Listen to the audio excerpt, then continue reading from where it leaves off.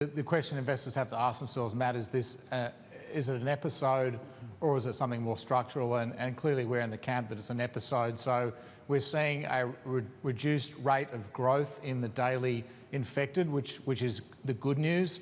The bad news is that both the number of critical cases as a percentage of infected and also the number of mortalities per critical cases both seem to be trending up. So I think this thing is going to unfortunately claim lots more lives before it's through. But I think the fact that the increase in the rate of infected is slowing is what's getting the markets a little bit more or less uncomfortable that this thing's going to derail global growth. And there's lots of anecdotes of companies stopping travel and that sort of stuff. But you can see even the Macau casino stocks that you had on earlier having a good bounce today, despite the fact they're going to be closed for a few more weeks.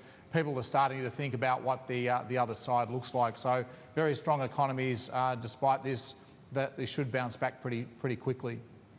So you think that perhaps the bounce back that we could see once this is over could in fact be parabolic, and we could see growth levels extend much more beyond what we were anticipating perhaps in the second and third quarter as this wanes and of course as companies come back online?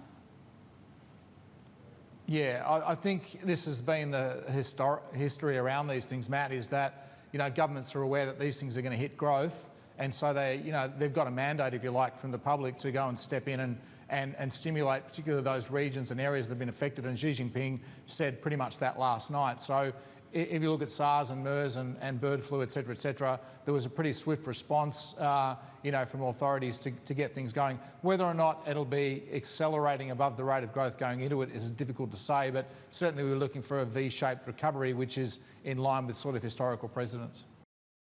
Hey everybody, it's Hadley Gamble from our new CNBC Middle East Bureau in Abu Dhabi. Thanks for stopping by. Now to watch more, you can try one of the videos that just popped up on your screen. And don't forget to subscribe.